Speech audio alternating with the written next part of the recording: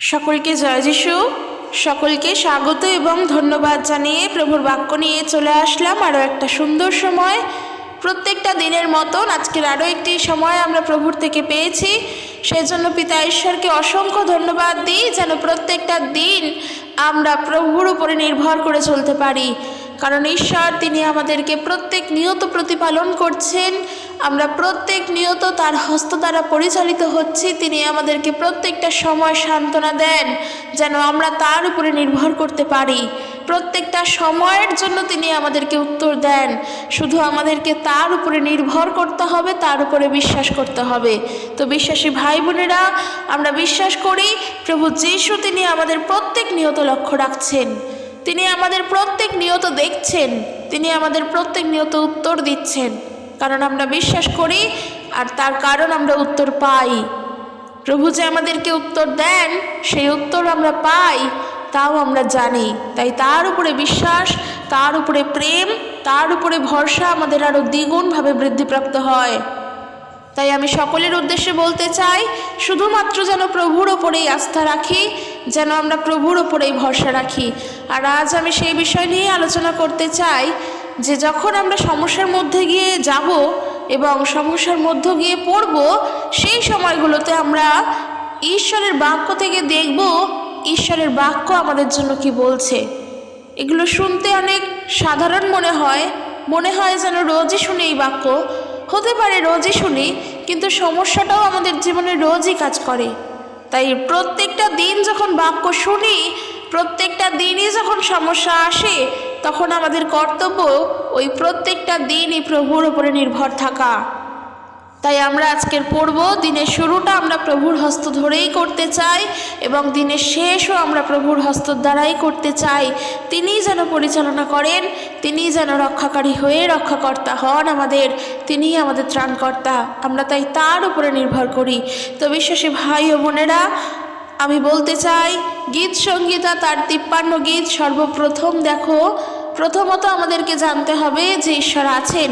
শুধুমাত্র এই ভিডিও বিশ্বাসীদের জন্য নয়, সকলের জন্য।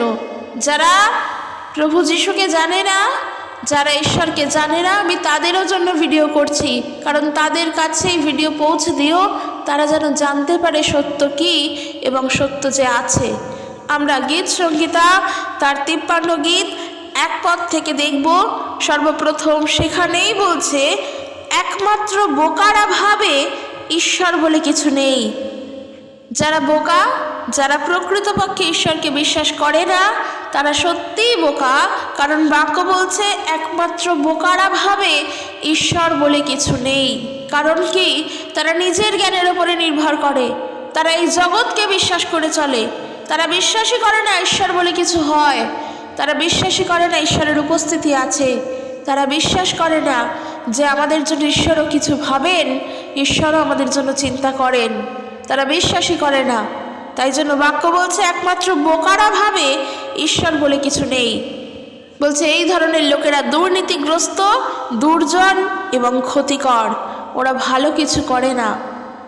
জানবে একটা জিনিস, ঈশ্বরকে সন্তুষ্ট করতে হলে সর্বপ্রথম যেটা প্রয়োজন তা হলো তোমার বিশ্বাস। আজকে তুমি ঈশ্বরকে বিশ্বাসই করো না, তাহলে তাকে তুমি সন্তুষ্ট করবে কি করে? তুমি তোমার কিসের দ্বারা সন্তুষ্ট করবে? প্রভু তো তোমার বিশ্বাস থেকে সন্তুষ্ট হবেন। তোমার সমস্যাগুলোর সময় তুমি কতটা তার উপরে নির্ভর করছো তা দেখে প্রভু সন্তুষ্ট হবেন এবং তারপরে তুমি প্রার্থনার উত্তর পাবে।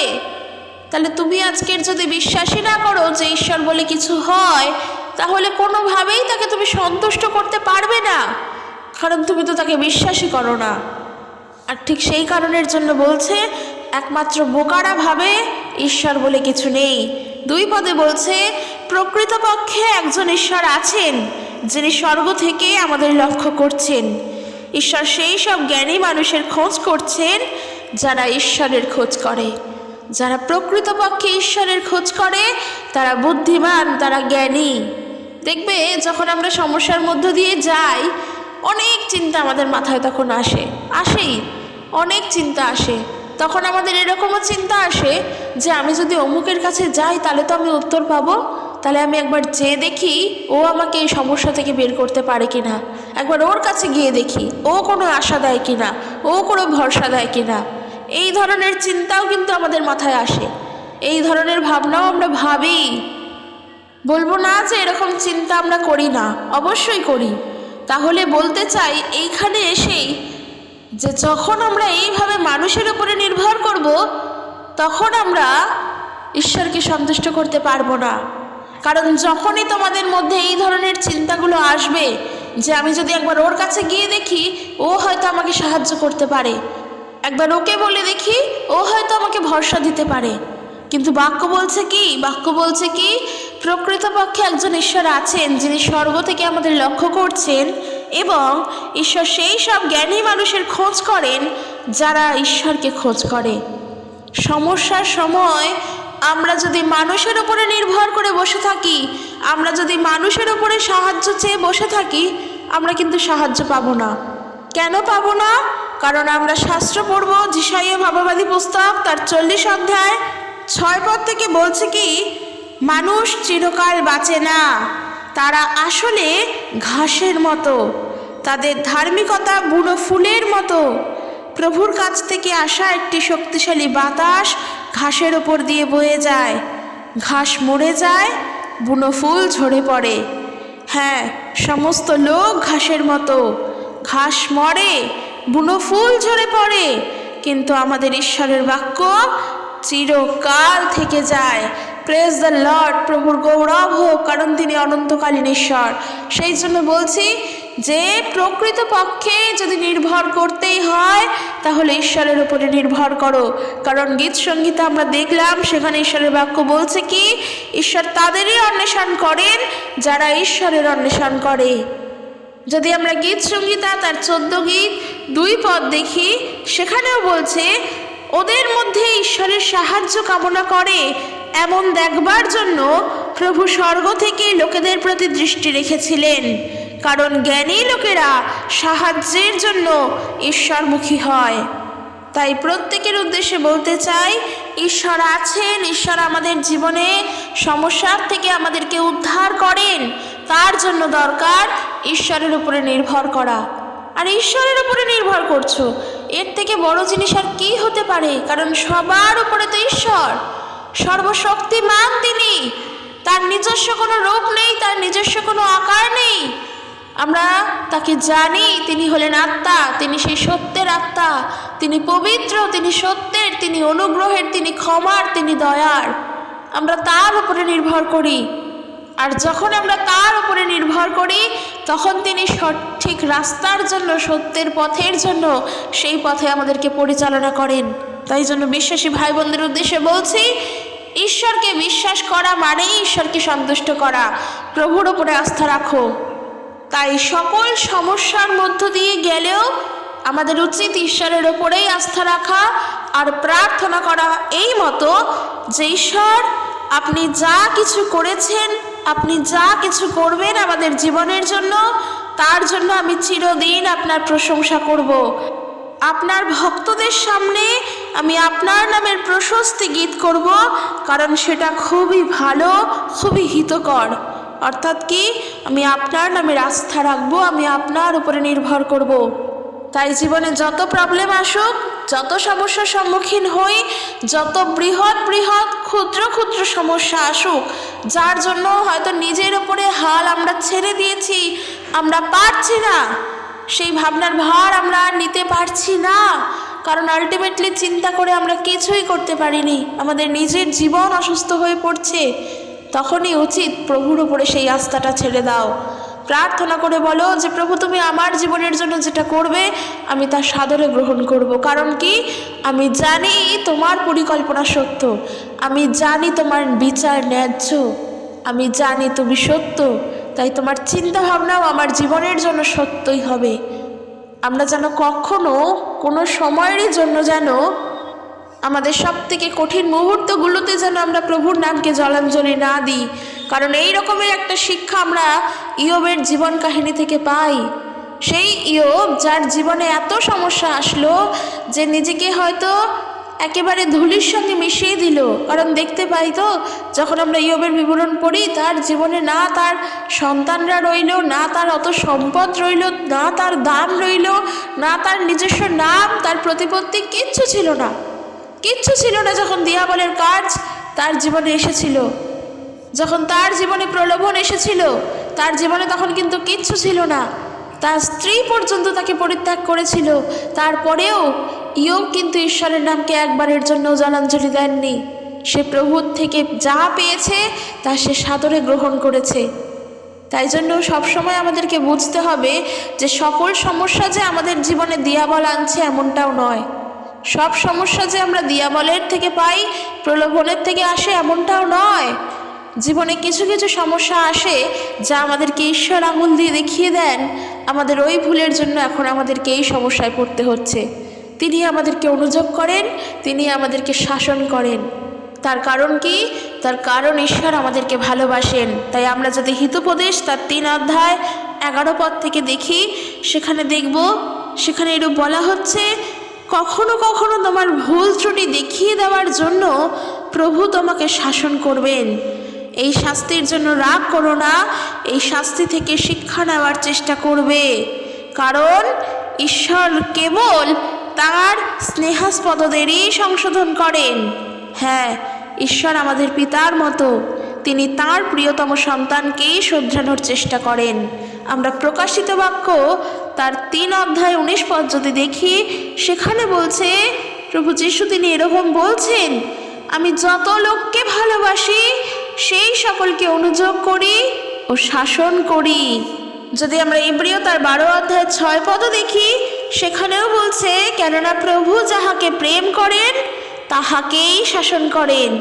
তাই বলছি যে সবসময় যেন আমরা চিন্তা না করি সমস্ত প্রলোভন আমাদের দিয়াবলের থেকে আসছে, সকল সমস্যা আমরা দিয়াবলের থেকে পাচ্ছি।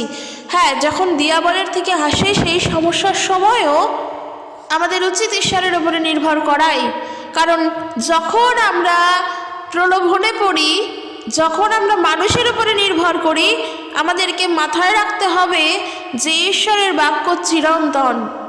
মানুষের ধার্মিকতা, মানুষের জ্ঞান, মানুষের বিশ্বাস তা ওই বুনো ঘাসের ফুলের মতো, যা একদিন ঝরে পড়বে, যা একদিন শুকিয়ে যাবে। ঈশ্বরের দেওয়া একটা দমকা হাওয়াতেই সেই ঘাস নিঃশেষ হয়ে যাবে, সেই ফুল নষ্ট হয়ে যাবে।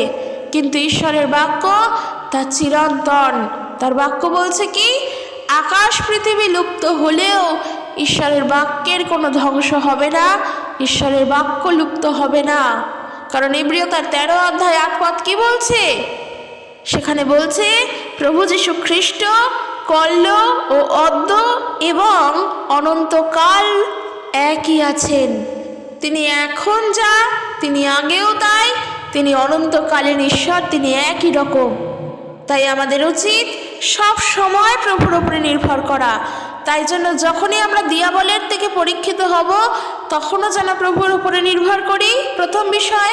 আর দ্বিতীয় বিষয়, যখন আমরা বুঝবো আমাদের জীবনের এই শাসন, আমাদের জীবনের এই সমস্যা ঈশ্বর আমাদেরকে দিচ্ছেন, তিনি আমাদেরকে বলতে চান আমাদের ভুলগুলোকে, তিনি আমাদেরকে মনে করিয়ে দেন যে আমরা ওই ভুলগুলো করেছিলাম বলেই আজ আমরা এই অবস্থার মধ্যে পড়েছি।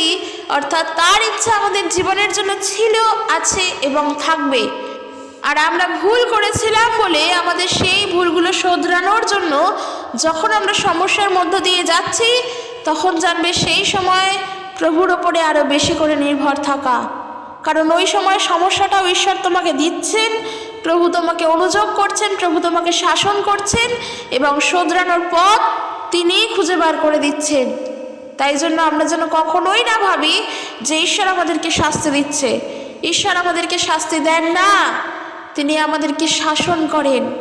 বাবা মা যখন বাচ্চাকে শাসন করে, তাকে শাস্তি দেওয়া বলে না।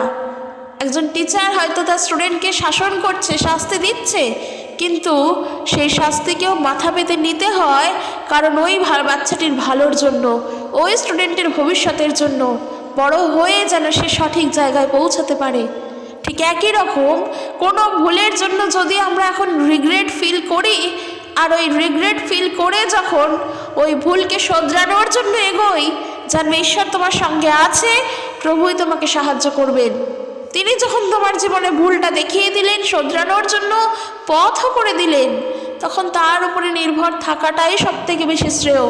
তাই যা হবে প্রভুর উপরে ছাড়ো, বিশ্বাস করো, বিশ্বাসের সহকারে তার উপরে ভরসা রাখো যে আমাদের জীবনে যদি ওই শোধরানোর কাজটি হয় তাও ঈশ্বর করবেন, যদিও না হয় তাতেও ঈশ্বরের ইচ্ছা। কারণ ওখানে আমরা চিন্তা করতেই পারি না শোধরাবো কী করে, হয়তো সেই ভাবনাটাই ভাবিনি। আমরা সেখান থেকে মুক্তি পাবো কী করে সেই ভাবনাটাই ভাবতে পারিনি। কিন্তু যখন সেই পথ প্রভু দেখিয়ে দিলেন তখন সেই পথকে গ্রহণ করা উচিত। কারণ প্রভু একটা সুযোগ দিলেন, ওই সুযোগটা যদি হাতছাড়া হয়ে যায় আর আমরা সুযোগ পাবো না। তাই যখন সুযোগটা দিলেন তখন সুযোগটাকে গ্রহণ করা উচিত। তারপরে প্রভুর উপরে আস্থা রেখে সেই কাজে এগিয়ে চলো। কারণ যারা ঈশ্বরকে বিশ্বাস করে তারা ঈশ্বরের উপরে নির্ভর করে, আর ঈশ্বর দেখতে চান সেই ব্যক্তি প্রকৃতপক্ষে সাহায্যের জন্য ঈশ্বরমুখী কিনা। কারণ প্রভুর বাক্য বলছে কি, তিনি স্বর্গ থেকে আমাদের প্রতি দৃষ্টি রাখেন, তিনি স্বর্গ থেকে আমাদের প্রতি লক্ষ্য রাখেন আমরা তার দিকে ফিরছি কিনা। তাই আমি বিশ্বাস করি, আমি প্রার্থনা করি প্রত্যেক বিশ্বাসী ভাই বোনদের জন্য যে তোমরা তোমাদের সকল সমস্যা, ইভেন আমার নিজস্ব যে সমস্ত সমস্যা প্রভু, আমরা এই সমস্তটা তোমার উপরে রাখি, তোমার উপরে নির্ভর করে চলতে চাই। কারণ মানুষ আমাদের জন্য কিছু করতে পারবে না, মানুষ আমাদেরকে দুদিনের জন্য সান্ত্বনা দেবে, কিন্তু তুমি আমাদেরকে চিরকালের জন্য সান্ত্বনা দেবে। আমরা তোমার উপরে নির্ভর করি, আমরা জানি শাসন যখন তুমি করছো, সমাদর প্রেমও তখন তুমিই করবে আমাদেরকে। আমরা যেন শুধু তোমার উপরে ভরসা রাখতে পারি, আর যেন সমস্ত চিন্তা ভাবনার ভার আমরা তোমার উপরে রাখতে পারি। কারণ তুমি আমাদেরকে প্রেম করো, তুমি আমাদেরকে ভালোবাসো। তাই যারা বিশ্বাস করে না যে ঈশ্বর বলে কিছু হয় বা ঈশ্বর বলে কেউ আছেন, সত্যি তারা প্রকৃতপক্ষেই মূর্খের মতো কাজ করে। কারণ তারা জানে না তো কার উপরে নির্ভর করবে, তারা জানে না তাদের সমস্যার সমাধান কোথা থেকে আসবে। তাদের জীবনে অনেক প্রবলেম আসে, কিন্তু সেই প্রবলেমগুলো থেকে বেরিয়ে আসবে কি করে সেই পথ তো তাদের জানা নেই। আর যখন জানা নেই তখন তারা কি করে, তখন তারা নিজের জ্ঞানের উপরে নির্ভর করে, তখন তারা নিজের বুদ্ধির উপরে নির্ভর করে যে আমি যেটা মনে করি আমি একাই সেটা করতে পারবো। কারণ কি, আমার মধ্যে আমার আত্মবিশ্বাস আছে। আত্মবিশ্বাস তো প্রত্যেকের মধ্যে থাকা উচিত, কিন্তু তার থেকেও বড় ঈশ্বরের উপরে বিশ্বাস রাখা প্রয়োজন। কারণ ঈশ্বরের উপরে যদি বিশ্বাস না থাকে তখন নিজের উপরে, নিজের জ্ঞানের উপরে নির্ভর করলেও কিছু হয় না। কারণ আমাদের যে জ্ঞান, সেই জ্ঞানটা আসবে কোথা থেকে? আমরা নিজেরা কে, আমরা কোথায় ছিলাম, আমরা আসলে কি, এটা একবার চিন্তা করে দেখো। এই জীবনটা আমরা কোথা থেকে পেতাম যদি না ঈশ্বর প্রদান করতেন, যদি না ঈশ্বর চাইতেন আমরা কি করে এই পৃথিবীতে আসতাম? এগুলো চিন্তা করে দেখো। প্রভু আমাদের সঙ্গে আছেন, প্রভুর উপরে বিশ্বাস রাখো, মানুষের উপরে নয়। তাই আমরা দেখব গীত সংগীতা তার 62 গীত 8 পদ থেকে ঈশ্বরের বাক্য কি বলছে। বলছে, হে লোক সকল, সর্বদাই ঈশ্বরের উপরে বিশ্বাস রাখো, তোমাদের সব সমস্যা ঈশ্বরকে বলো, ঈশ্বরই আমাদের নিরাপদ আশ্রয়স্থল। প্রকৃতপক্ষে লোকজন কোনো সাহায্য করতে পারে না, প্রকৃত সাহায্যের জন্য তোমরা ওদের উপরে নির্ভর করবে না। ঈশ্বরের সঙ্গে তুলনা করলে ওরা একটা বাতাসের ফুৎকার ছাড়া আর বেশি কিছু নয়। জোর করে কেড়ে নেওয়ার ব্যাপারে তোমার ক্ষমতার উপরে বিশ্বাস করো না। অনেকে মনে করে না আমার অনেক অর্থ আছে, আমার অনেক টাকা পয়সা আছে, আমি পয়সার দ্বারা সব করতে পারি, আমার অর্থর দ্বারা আমি সব করতে পারি, আমি জোর করে মানুষের থেকে ছিনিয়ে নিতে পারি। ঈশ্বরের বাক্য বলছে, জোর করে নেওয়ার ব্যাপারে, কেড়ে নেওয়ার ব্যাপারে তোমার ক্ষমতার উপরে বিশ্বাস করো না। একদম ভেবো না যে তুমি চুরি করে কিছু লাভবান হবে। যদি তুমি ধনী হও তবে মোটেই বিশ্বাস করো না সম্পদ তোমায় সাহায্য করবে। ঈশ্বর একবার বলিয়াছেন, 2 বার আমি এই কথা শুনিয়াছি, পরাক্রম ঈশ্বরেরই। আর হে প্রভু, দয়া তোমার, কারণ তুমি প্রত্যেককে তাহার কর্ম অনুসারে ফল দিয়া থাকো। তা যদি পুরস্কার প্রাপ্ত হয় সে, তবে ঈশ্বর তাকে পুরস্কার দেন, আর যদি তার শাস্তি প্রাপ্য হয় তবে সে শাস্তি পায়। কিন্তু ঈশ্বরের বিচার ন্যায্য বিচার, ঈশ্বরের বিচার সত্য বিচার। তাতে কোনো ছলনা নেই, তাতে কোনো কলা কৌশল নেই, তাতে কোনো নিস্তব্ধতা নেই। তিনি আমাদের সত্য বিচার করবেন, তাই তার উপরে নির্ভর থাকাটা প্রত্যেকেরই জন্য গুরুত্বপূর্ণ। আমরা আরও দেখব এই বিষয়ে বাক্যে ঈশ্বর আমাদেরকে এই সমস্যার বিষয়গুলোর সময় কি বলেন। আমরা গীত সংহিতা তার 105 গীত যদি পড়ি, সেখানে বাক্য বলে, প্রভুকে ধন্যবাদ দাও, তার নাম উপাসনা করো, তার সব বিস্ময়কর কাজকর্ম সম্বন্ধে জাতিগণকে বলো, প্রভুর উদ্দেশ্যে গান গাও, তার প্রশংসা করো, তিনি যেসব আশ্চর্য কার্য করেন সে সম্পর্কে বলো, প্রভুর পবিত্র নামে গর্ববোধ করো, যারা প্রভুর খোঁজে এসেছে তারা যেন সুখী হয়। সত্যি ঈশ্বরের নামে গর্ববোধ করতে বলছে। আমরা 1 করিন্থীয় তার 1 অধ্যায় 31 পদে কি দেখি? বাক্য বলছে, যেমন শাস্ত্রে লেখা আছে, যে কেহ শ্লাঘা করে সে যেন প্রভুতেই শ্লাঘা করুক। তাই আমাদের গর্ব, আমাদের অহংকার সমস্তটা প্রভুর প্রশংসা করার জন্য। আর বাক্য বলছে গীত সংহিতা তার 105 গীত 3 পদ, প্রভুর পবিত্র নামে গর্ববোধ করো, যারা প্রভুর খোঁজে এসেছে তারা যেন সুখী হয়। হ্যাঁ, যারা ঈশ্বরকে খোঁজ করে, আমরা জানি ঈশ্বরকে বিশ্বাস করতে হবে, তার উপরে নির্ভর থাকতে হবে এবং সাহায্যের জন্য তার মুখী হতে হবে। আর যারা তার মুখী হয় তারা প্রকৃতপক্ষে একজন প্রকৃত সুখী ব্যক্তি হয়। 4 পদে বলছে, শক্তির জন্য তোমরা প্রভুর কাছে যাও, সর্বদাই তার কাছে সাহায্যের জন্য যাও। তিনি যে সমস্ত আশ্চর্য কার্য করেন তা স্মরণ করো, তিনি যে সমস্ত চমৎকার কাজ করেছেন এবং তার বিচক্ষণ প্রজ্ঞা সিদ্ধান্তগুলিকে স্মরণ করো। বলছে, তোমরা তার দাস আব্রাহামের উত্তর পুরুষ, তোমরা যাকবের উত্তর পুরুষ, যাকে ঈশ্বর বেছে নিয়েছিলেন। প্রভুই তোমাদের ঈশ্বর, প্রভুই আমাদের ঈশ্বর, প্রভু সারা বিশ্বকে শাসন করেন। সত্যি তিনি আমাদের জীবনের জন্য আশ্চর্য কার্যই করেন। যখন আমরা তার কাছে প্রার্থনা করে উত্তর পাই, সত্যিই আমরা তখন বুঝি তিনি অলৌকিক কার্যকারী ঈশ্বর। কেন বলো তো? কারণ ঈশ্বরকে তো আমরা চোখে দেখতে পাই না। আমরা যখন প্রার্থনা করি আমাদের সাহায্যের সময়, প্রভু যিশুর কাছে প্রার্থনা করি, আমরা প্রভু যিশুকেও চোখে দেখতে পাই না, আমরা প্রভু যিশুকেও চোখে দেখিনি, কিন্তু তাও আমরা প্রার্থনা করি। আর সেই অর্থে যদি বলতেই হয় তাহলে বলবো, হয়তো আমরা প্রভু যিশুকে দেখতে পাই ক্যালেন্ডারের ছবিগুলোতে, ঠিক আছে, তাও একটা তার রূপ আমরা দেখলাম। কিন্তু যিনি ঈশ্বর, যাকে দেখাই যায় না, যার নিজস্ব কোনো আকারই নেই, তার কোনো ছবি নেই, আমরা যখন প্রার্থনা করি আমাদের প্রার্থনা আমরা সর্বশক্তিমান ঈশ্বরের উদ্দেশ্যেই করি, আর আমরা প্রার্থনার উত্তরও পাই। তাহলে এবার বলো, যখন প্রার্থনা ঈশ্বরের উদ্দেশ্যে করছি, তাকে দেখতে পাচ্ছি না, তার কোনো রূপ আসছে না চোখের সামনে, তাকে কেমন দেখতে সেটাও জানি না, কিন্তু প্রার্থনা করছি, প্রার্থনার উত্তর পাচ্ছি, আমরা তার উপরে নির্ভরও করছি, তাহলে এর থেকে বড় অলৌকিক কার্য আর কী হতে পারে? সত্যি কি আমাদের জীবনের জন্য তখন অলৌকিক কার্য দেখার ইচ্ছা হয়? কিন্তু ঈশ্বর তাও দেখান। তিনি অলৌকিককারী ঈশ্বর।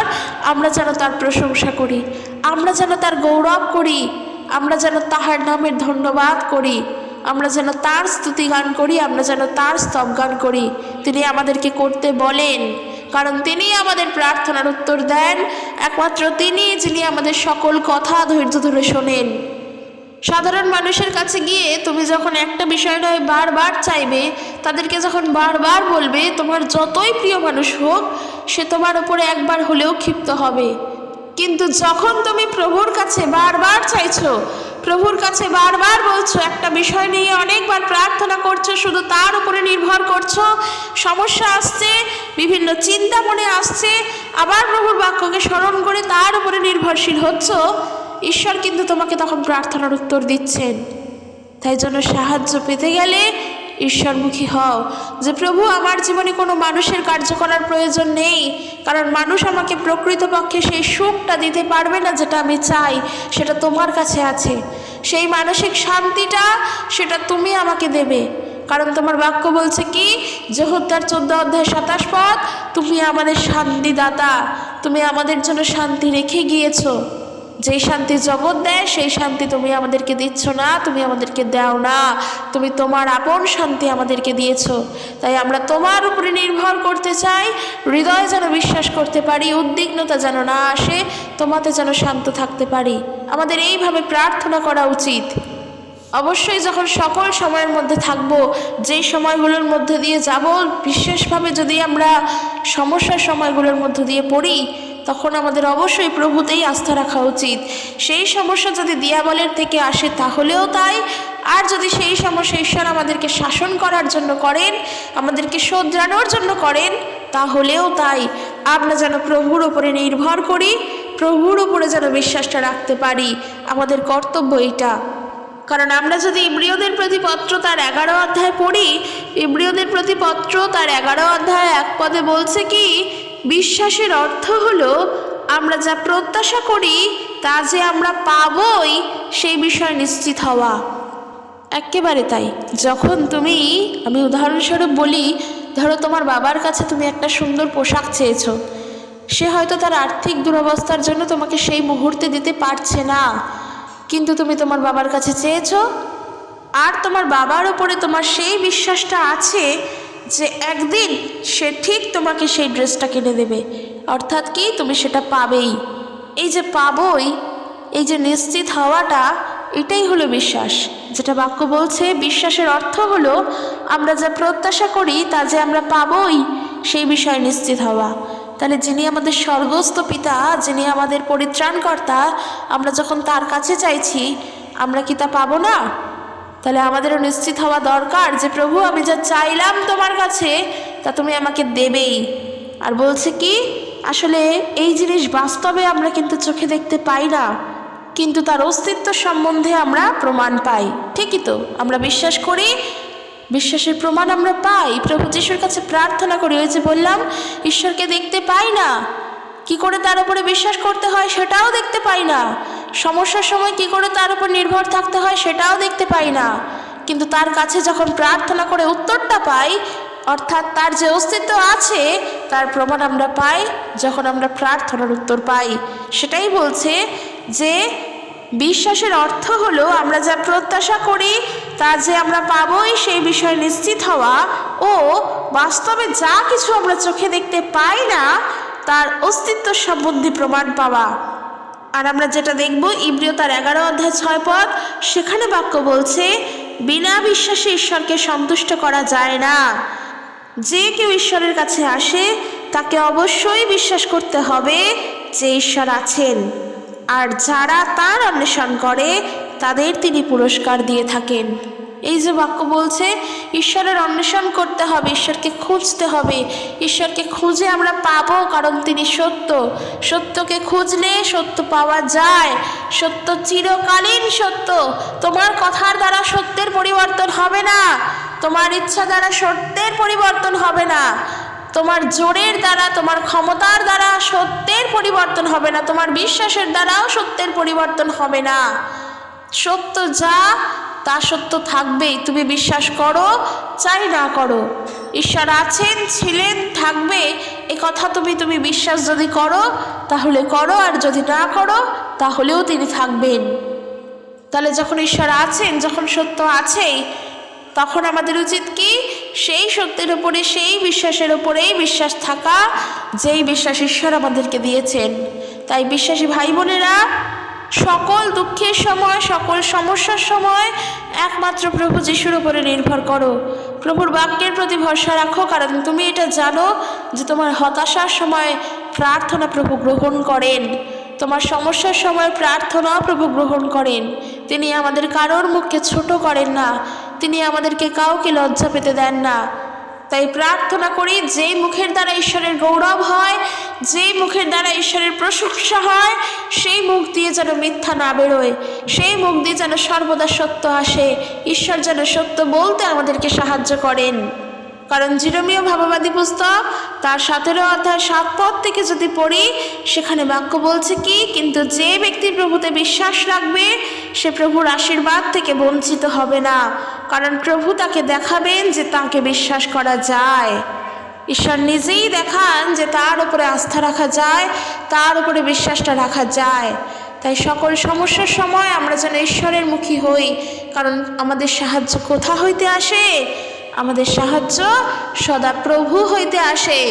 যোগানদাতা ঈশ্বর, তিনি যোগান দেন সমস্যার থেকে মুক্ত হওয়ার জন্য। তাই প্রার্থনা করো, ধন্যবাদ সহকারে তার উপরে নির্ভর করো। আমাদের সকল জীবনের সমস্যার ভার তুমি দাও, চিন্তার থেকে মুক্ত করো এবং আমাদেরকে পরিত্রাণ দাও। আমরা যেন আমাদের সমস্ত সমস্যার থেকে উদ্ধার পেতে পারি তোমার নামেতে। আমরা যেন তোমার নামের গৌরব করতে পারি। তুমি আমাদেরকে শেষ পর্যন্ত আনন্দ দাও পিতা। আমরা যেন তোমার উপরে নির্ভর করতে পারি, কারণ আমাদের অনেক সমস্যা থাকে। যদি আমরা ঈশ্বরের উপরে আস্থা রাখি, সেই সমস্যার থেকে অবশ্যই আমরা উদ্ধারপ্রাপ্ত হব। প্রভু আমাদেরকে রক্ষা করবেন, আমরা তার উপরে নির্ভর করি, আর তিনি আমাদেরকে সাহায্য করবেন, কোনো মানুষ নয়। আসলে যখন চিন্তা হয়, চিন্তা করে কিছুই হয় না, নিজেদের অস্বস্তি হয়, নিজেরা দুশ্চিন্তায় পড়ে যায়, বিভিন্ন রকম ক্ষতি হয়, কারোর ঘাম ঝরে, কারোর শরীরে খারাপ পরিস্থিতি চলে আসে, টেনশন হলে মানুষ মাথা ঘুরে পড়ে যায়, কত কিছু হয়। কিন্তু এই সব ভার যদি প্রভুর উপরে রাখি, দিয়ে যদি প্রভুতে আনন্দ থাকি, জানবে ঈশ্বর তোমার জীবনের জন্য যেটা করবেন তার ইচ্ছা অনুসারে করবেন। যদি সেই কাজটা সম্পূর্ণ হয় তবে ঈশ্বরের ইচ্ছা, যদিও না হয় তাতেও ঈশ্বরের ইচ্ছা, কারণ প্রভু যা ভালো বুঝবেন আমাদের জন্য তাই করবেন। তাই আমাদের উচিত তার উপরে নির্ভর রাখা, তিনি তার সময় অনুযায়ী কাজ করেন। এই বিশ্বাসে স্থির থাকো যে ঈশ্বর, তিনি তার নির্ধারিত সময় তিনি আমাদের জীবনে কাজ করবেন। তাই প্রত্যেক বিশ্বাসী ভাই বোনদের উদ্দেশ্যে বলছি, এই ভিডিওটি অনেক গুরুত্বপূর্ণ, কারণ সমস্যার মধ্যে আমরা প্রত্যেকে পড়ি এবং আমরা দেখতে পাই আমাদের আশেপাশের মানুষেরাও কত সমস্যায় থাকে। প্রত্যেকের কাছে ঈশ্বরের বাক্য পৌঁছে দাও, প্রত্যেকের কাছে ঈশ্বরের কথা বলো, প্রত্যেকের কাছে প্রভু যিশুর কথা বলো। তারা যেন প্রভু যিশুকে জানতে পারে, তারা যেন প্রভু যিশুর উপরে নির্ভর করতে পারে, তারা যেন সত্য ঈশ্বরকে জানতে পারে, তারা যেন তাদের সমস্যার সময় অন্য কারোর উপরে নির্ভর না করে, শুধুমাত্র যেন ঈশ্বরের উপরে নির্ভর করে। কারণ ঈশ্বরের তুল্য আর কেউ নেই। ঈশ্বর একজন, তিনি একজনই, তার মতন আর কোনো দেবতা নেই, কারোর সঙ্গে তার কোনো তুলনা হয় না। তিনি এক, তিনি অদ্বিতীয়, তিনি সর্বশক্তিমান। আমরা তার নামের গৌরব করি। তো আজকের আমি এখানেই শেষ করছি। ভিডিওটি কেমন লাগলো জানিও, যদি ভালো লাগে একটা লাইক করে দিও। দেখা হবে নেক্সট একটি ভিডিওতে। ঈশ্বর তার আপন বাক্যে প্রত্যেককে আশীর্বাদ যুক্ত করুক।